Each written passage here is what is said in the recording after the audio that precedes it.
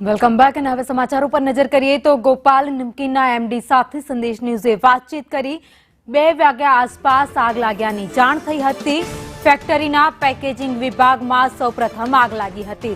ધુમાડો દેખાતા કર્મચારીઓ તુરંત બહાર નીકળી ગયા હતા અને ફાયરની ગાડીઓ લગભગ 45 મિનિટ મોડી આવી હતી। ભારે પવનથી આગ ચારેકોર પ્રસરી ગઈ હતી।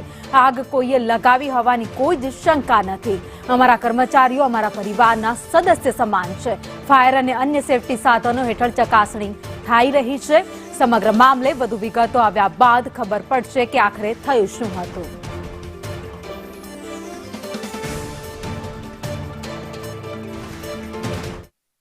રાજકોટના મેટોડામાં આવેલી ગોપાલ નમકીનની અંદર ગઈકાલે ભીષણ આગ લાગી હતી। આગ તો હવે કાબૂમાં આવી છે, પરંતુ આગને લઈને અનેક સવાલો છે। આ જ વાતચીતને લઈને આપણી સાથે ગોપાલ નમકીનના એમડી રાજભાઈ હદવાણી જોડાયા છે। રાજભાઈ, સંદેશ ન્યૂઝમાં સ્વાગત છે। સૌપ્રથમ તો આપને પૂછવા માંગીશ, ખરેખર આગ લાગવાનો ટાઈમિંગ શું હતો અને કઈ રીતે આગ લાગી હતી? 2 વાગ્યાની આજુબાજુમાં આગ લાગી હતી અને કારણ તો માલ પડ્યો હતો એમાં ઉપર જે મોટર હોય, જે એમાં કન્વેયર બેલ્ટ હોય, તો એમાં સ્પાર્ક થવાના લીધે કંઈક થયો। પણ જાણ તો જ્યારે ધુવાણા નીકળ્યા ત્યારે અમને ખબર પડી, પછી અમે બધી ગતિવિધિ એના ઉપર ચાલુ કરી હતી।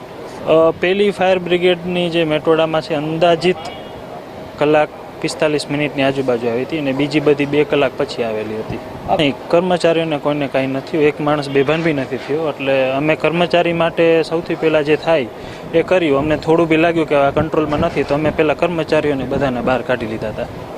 ત્યાં ટીમ જે ગવર્મેન્ટની આવે છે એને જાંચ કરી છે। નિયમો પ્રમાણે અમે જે બધું છે એ ફોલો કરેલ છે। અમારી પાસે બધું જે એના પાણીને બુઝાવવાના ઇક્વિપમેન્ટ્સ બી હતા, એનાથી કામ બી કર્યું। પણ પેપરની આગ, એની સાથે પ્રોડક્ટની આગ છે એ જેટલી કંટ્રોલમાં આવી એટલી કરી, પણ જ્યારે મલ્ટિપ્લિકેશન થાય પ્લસ શિયાળામાં હવાના લીધે ઘણું બધું ફ્લો વધી જાય તો એ પછી કંટ્રોલમાં ન આવે। કેમેરામેન વિપુલ બોરીચા સાથે મયુર સોની, સંદેશ ન્યૂઝ, રાજકોટ।